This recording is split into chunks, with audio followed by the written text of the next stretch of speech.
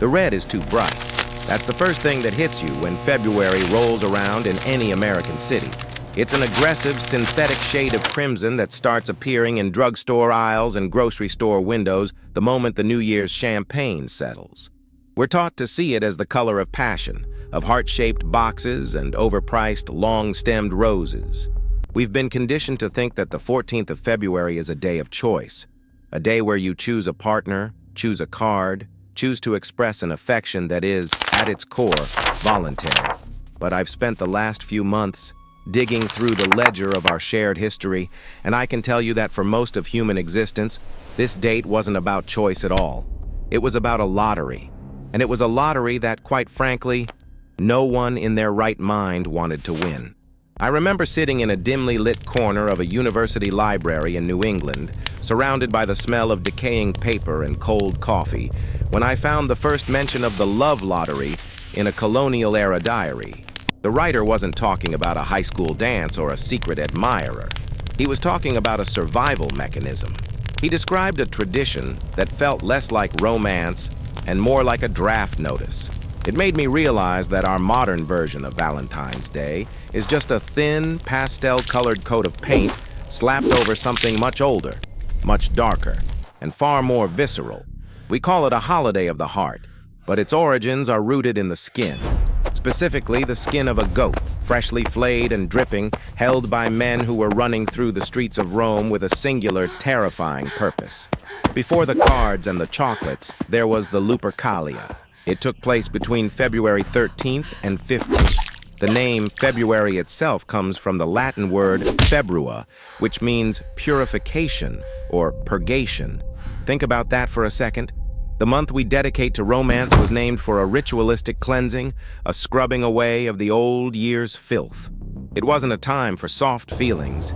It was a time for blood and grit. I found accounts of the Luperci, the brothers of the wolf, who would sacrifice goats and a dog at the foot of the Palatine Hill. They would cut thongs from the hides of those sacrificed animals, strips of raw leather they called februa. Then they would run.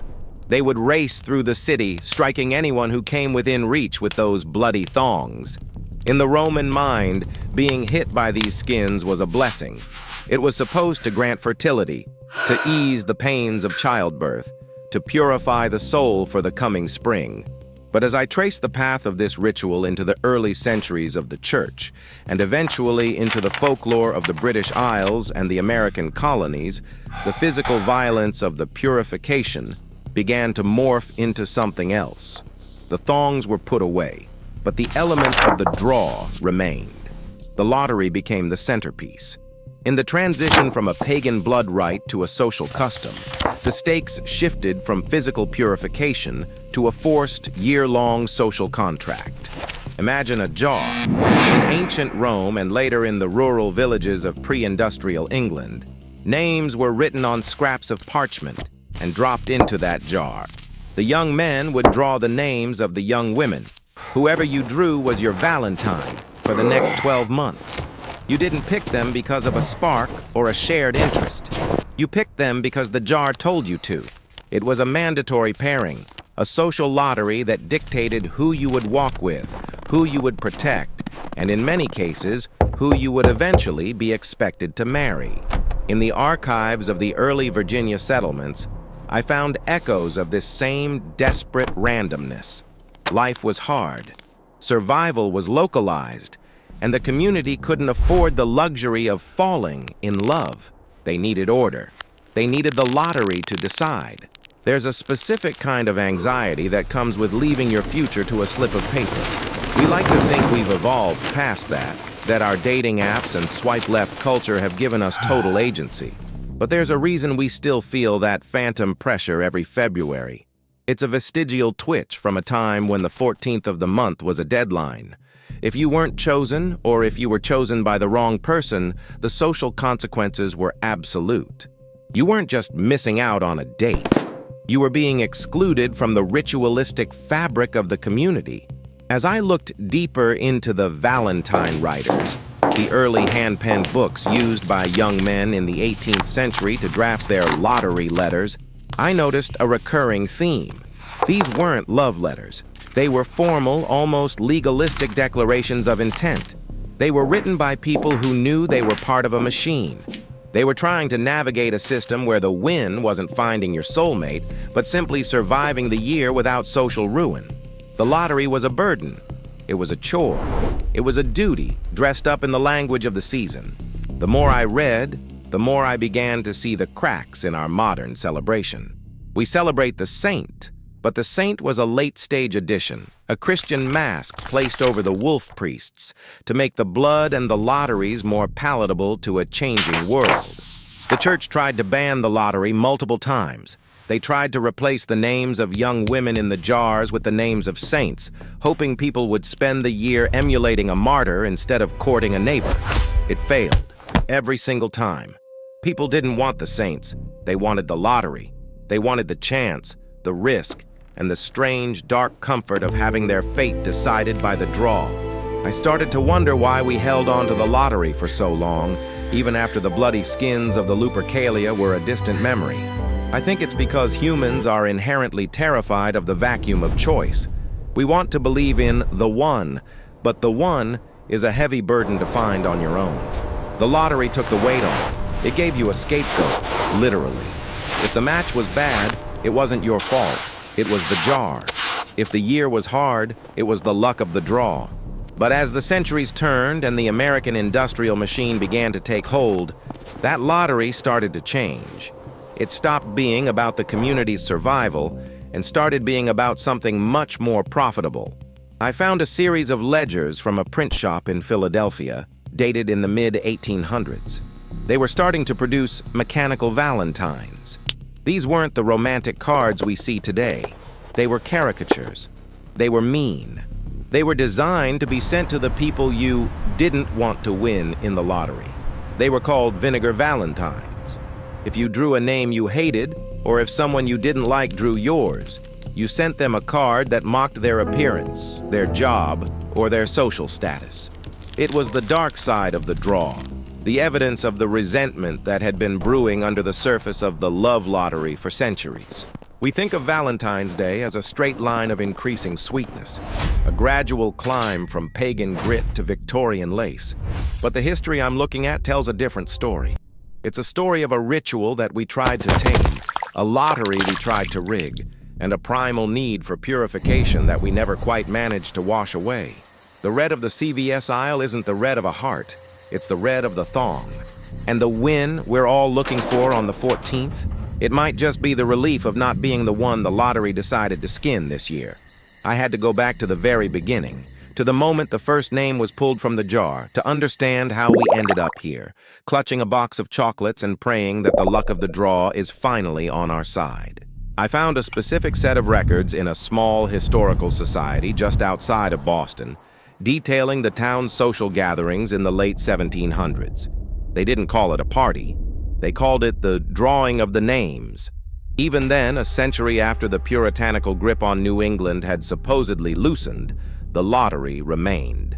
It was a cold, pragmatic affair. Young men and women would gather in a drafty parlor, and a hat would be passed around. Inside were slips of paper, hand-cut and folded. This wasn't about finding a soulmate. It was about social management. If you drew a name, you were bound to that person for the duration of the holiday. You owed them your time, your attention, and often a gift that you likely couldn't afford. The anxiety in those journals is palpable. One entry from 1794 describes a young man's dread as the hat approached him. He didn't want a Valentine. He wanted to keep his week's wages. He knew that drawing the wrong name, perhaps the daughter of a prominent merchant, meant he'd have to spend his meager savings on a silk ribbon or a pair of gloves just to maintain his standing in the community. It was a tax on the heart, disguised as a game. This was the American evolution of the Lupercalia. We had replaced the blood-soaked strips of goat skin with the social pressure of the drawing, but the underlying mechanism was the same. You were chosen by fate, and you had to submit to the ritual. By the 1840s, this lottery had moved from private parlors into the public marketplace. This is where the Philadelphia ledgers come in. I spent weeks looking through the production schedules of early American stationers, and what I found was a massive, industrial-scale gamble. The love lottery had become a literal business. Esther Howland, often called the mother of the American Valentine, is usually credited with making the holidays sweet and lacy. But while she was building her empire of embossed paper and silk flowers in Worcester, Massachusetts, another industry was thriving in the shadows. For every delicate card sold to a hopeful lover, there were dozens of Vinegar Valentines being printed for the losers of the draw. The Vinegar Valentine was the weapon of the unwanted winner. If you were chosen by someone you despised, or if the town lottery paired you with a local drunk or a cruel gossip, you didn't send lace, you sent a caricature. I've seen these cards in person. They are brutal. One from 1850 depicts a woman with a nose like a hooked beak and a caption that mocks her shrewish nature. Another shows a man as a braying donkey, ridiculed for his vanity. These weren't anonymous trolls on the internet. These were physical objects, sent through the U.S. mail, often arriving with the postage due, meaning the recipient had to pay for the privilege of being insulted. It strikes me that the mid-19th century was the peak of this social friction. In cities like New York and London, the sheer volume of these insult cards became a public nuisance. Postmen in the 1860s reportedly dreaded February 14th, not because of the weight of the love letters, but because of the hostility. There are records of postal workers in Chicago refusing to deliver mail on that day because they were tired of being the messengers for neighborhood feuds. The lottery had expanded until the entire city was the jar, and everyone's name was inside. You didn't even have to attend a party to be drawn anymore. Someone could simply decide you were their target, buy a penny card, and ruin your week. What we've forgotten is that this hostility was part of the Purification. In the original Roman Rite, being struck by the Luperci was a violent, jarring experience meant to shock the system into fertility. The Victorian Vinegar Valentine did something similar for the social body. It was a way of purifying the community by pointing out the flaws, the misfits, and the social climbers. It was a ritualized shame. We like to think we moved away from the lottery no one wanted to win, but looking at these ledgers, I realized we just changed the currency. We traded physical skins for social reputation. I came across a story from an 1872 New York newspaper about a clerk who received a Vinegar Valentine so devastatingly accurate about his secret gambling habits that he fled the city that night. He had won the lottery in the worst possible way. The card wasn't just a joke, it was a subpoena. It told him that he was being watched, that his mask had slipped, and that the community had judged him. That's the detail that haunts me. We treat February 14th as a day of masks. The flowers, the chocolate, the be mine. But for most of history, it was the day the mask was torn off. The shift into the modern, purely romantic Valentine's Day didn't happen because we became more loving. It happened because the Vinegar Valentines were too effective. They were so disruptive to the social order that by the late 1800s there were calls to ban them. The love lottery was becoming a civil war of insults. Business owners realized that they could make more money by selling the fix to the lottery, the expensive, high-end cards that guaranteed a positive response rather than the penny insults that caused people to stop checking their mail. I looked at the sales figures for a major card manufacturer from 1895. The Vinegar Valentines were being phased out, not because of a lack of demand, but because of a strategic pivot in marketing. They started selling the idea of the one. They took the lottery out of the hands of fate and put it into the hands of the consumer. You didn't have to wait to see whose name was in the hat. You could choose your winner. But in doing so, they created a new kind of lottery, the lottery of expectation. Now, the win isn't about avoiding the goat skin or the insult card. The win is the validation of being chosen in a world where everyone is looking for something better. We are still drawing names, still praying that the person who pulls our slip of paper is someone we actually want to be bound to. The stakes are just as high as they were in that drafty New England parlor, but we've lost the honesty of the Vinegar Valentine. We've lost the understanding that this day was always meant to be a little bit dangerous. I sat in a library in Philadelphia, looking at a specimen book from a printer that went bankrupt in 1910. The very last page had a series of rejection Valentines. They were the final gasp of the old lottery, cards designed to tell a winner that their prize was revoked. They were cold, formal, and utterly devoid of lace. They reminded me that for every person who finds love on the 14th, there is someone else looking at an empty jar. Or worse, a name they never wanted to see. The lottery hasn't ended. It's just gone underground, hidden beneath the red cellophane and the mass-produced sentimentality. And I suspect that if we looked closely at the names we're all drawing today, we'd find that the skins are still there, just waiting to leave a mark. The shift from the physical sting of the goat skin to the psychological weight of the greeting card didn't happen by accident. It was engineered. I found a series of marketing memos from a major Midwestern stationery company dated 1924. They weren't discussing the beauty of love or the sanctity of romance. They were discussing market saturation through social obligation. They realized that if they could make the Valentine's lottery universal, they could make the anxiety universal. And anxiety is a powerful driver of commerce. They took the old, chaotic lottery of the Lupercalia, where fate decided your partner, and the cruel lottery of the Vinegar Valentine, where your reputation was at the mercy of an anonymous hater, and they replaced them with something much more efficient. They created the mandatory exchange. This is where the American schoolroom becomes the modern Coliseum. Think back to the elementary school Valentine's Day party. You remember the shoebox, don't you? Covered in red construction paper, a crude slit cut into the top with a pair of safety scissors. That box is the direct descendant of the Roman urn. We tell children it's about friendship, but every child knows the truth. It's a head count. It's a public audit of your social value. You sit at your desk, watching the other children walk by, dropping those small perforated cards into the boxes. You're counting the thuds. You're listening for the silence. If your box is light, you've lost the lottery. You've been marked not by a leather thong, but by the absence of a 3-cent piece of cardboard. The purification ritual of the ancient world has been sanitized into a social hierarchy. We are teaching children from the age of 6 that their worth is determined by the volume of paper they receive on a specific Tuesday in February. It's a brutal, cold-blooded system hidden under the guise of Cupid. I've often wondered why we, as adults, continue to participate in a ritual that caused us so much stress as children.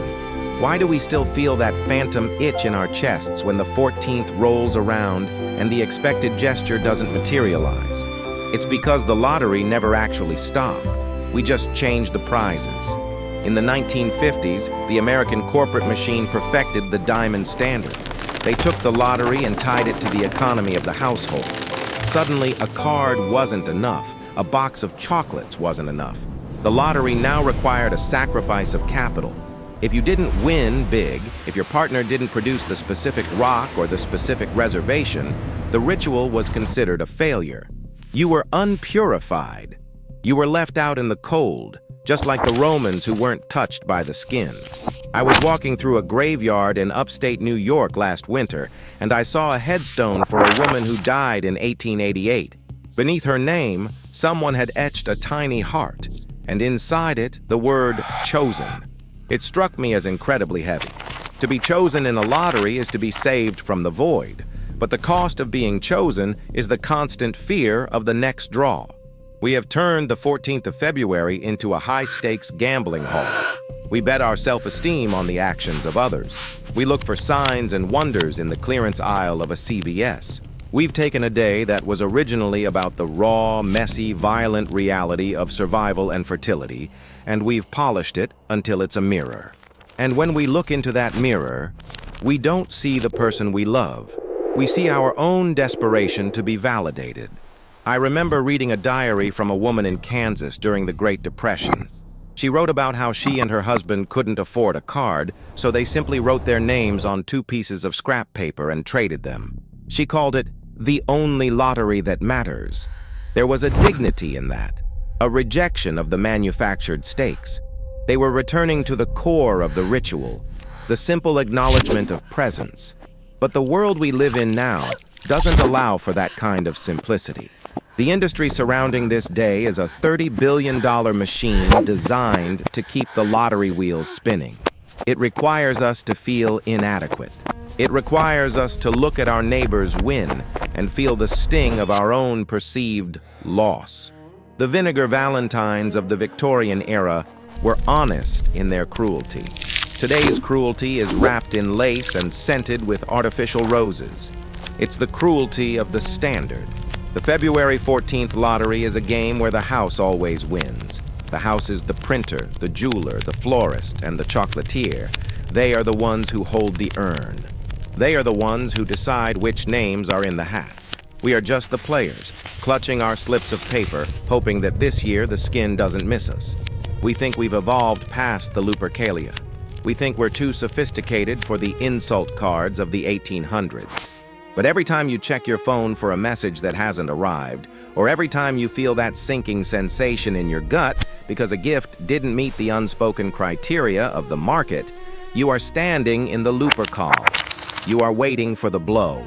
The archives are full of these stories, the winners and the losers of a day that was never meant to be easy. We've spent 2,000 years trying to make love predictable, trying to turn it into a scheduled event with a guaranteed ROI. But the lottery is inherently unpredictable. That's why it's a lottery.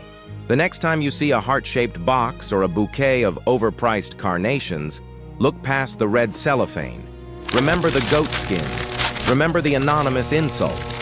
Remember that this day isn't about the flowers. It's about the fact that we are all, every one of us, terrified of being the only person left in the room when the names are called. I'm closing this file now.